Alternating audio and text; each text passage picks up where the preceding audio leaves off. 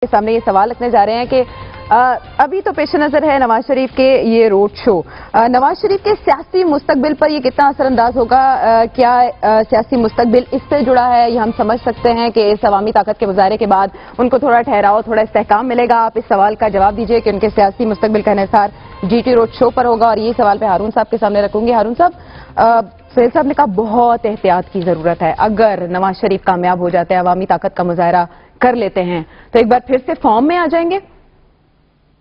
جی وہ کنٹراڈکشنز آدمی کے جو ہیں، اب یہ تاریخ کا اظہار ہے، آپ کو حوالہ بار بار دینا پڑتا ہے، اسی میں مثالیں ہوتی ہیں، اسی سے آدمی سیکھتا ہے۔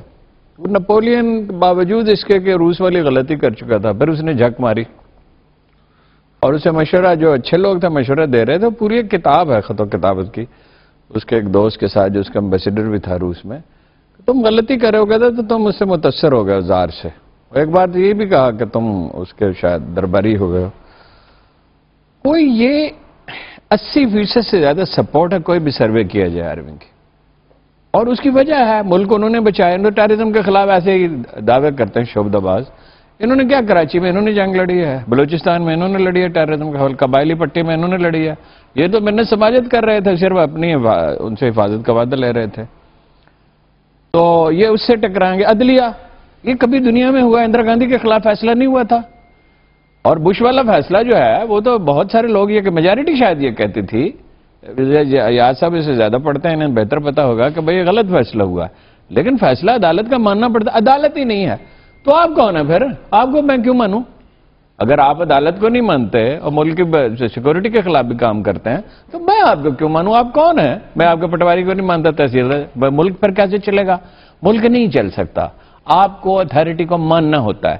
آپ کی اتھارٹی مانتے ہیں ہم، جب آپ الیکشن جیت کے آتے ہیں ہم آپ کی اتھارٹی مانتے ہیں، وہی آئین سپریم کورٹ کو اتھارٹی دیتا ہے، وہی دوسرے اداروں کو دیتا ہے۔ سارے ادارے آپ کا ماتحت کیسے ہو سکتے ہیں؟ آپ کی ویمز پہ کیسے چل سکتے ہیں؟ آپ کے خیال میں فیصلہ آپ کے خیال میں غلط ہے نا، میجارٹی کے خیال میں تو درست ہے، تو آپ اسی عدالت میں جائیں واپس، عوام کی عدالت۔ بھائی عوام کی عدالت کیا مانی؟ 2018 یہ عوام کی عدالت، پھر جہاں بھی جھگڑا ہوتا ہے پھر عوام کی عدالت سے فیصلہ کرا لیا کریں، پھر نہ تھانوں کی ضرورت ہے نہ عدالتوں کی ضرورت ہے۔ تو سہیل صاحب، ابھی آپ کیا دیکھ رہے ہیں؟ سیکیورٹی رسک کی آپ نے بات کی کہ بہت بڑی ذمہ داری ہوگی، ان سب چیزوں کو مد نظر رکھتے ہوئے تو پھر اپیل کر لینے کا ہی زیادہ بہتر آپشن تھا آپ کے خیال میں؟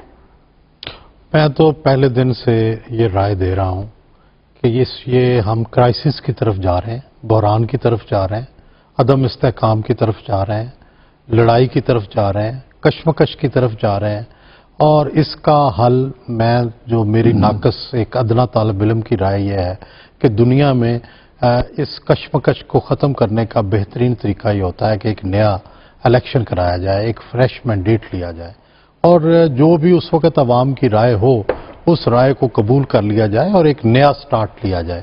اب یہ 1 سال جو ہے یا 8 مہینے یا 10 مہینے یہ کشمکش جاری رہے گی۔ پی ٹی آئی کوشش کرے گی کہ اگر نون نے بڑا شو کر لیا تو پھر پی ٹی آئی کمپٹیشن میں آ جائے گی۔ نون کا پرابلم یہ ہے کہ انہوں نے شو کرنا ہے کہ وہ اسی طرح پاپولر ہیں، بلکہ پہلے سے زیادہ پاپولر ہے، تو یہ اس سے کوئی بھی نئی پالیسی نہیں بنے گی، کوئی ملک کے بارے میں کوئی بڑا فیصلہ نہیں ہوگا، اور یہ کرپلڈ رہیں گے ہم۔